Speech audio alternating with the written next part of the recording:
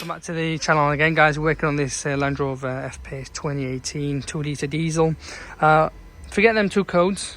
I'm working on these two, P010817 and P009817. So you're getting this manifold absolute pressure sensor. It's diesel, so what's going to happen is going to clog up, it's going to trigger faults, it's going to trigger sensors.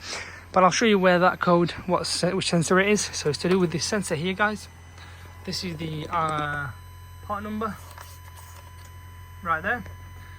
Personally, before you start ordering anything, take the sensor off, and then what you can do once you've taken the sensor off, give it a clean with an electrical sprayer, and just see if inside there isn't a lot of dirt or I don't know, it's soot that builds up. In other words, if it is, clean the sensor, reset it, go for a thorough drive and see if that works. If it doesn't, then it could be the sensor itself and buy an original OEM. And if that doesn't fix it, the sensor, then reality is it's heavily clogged in there, guys.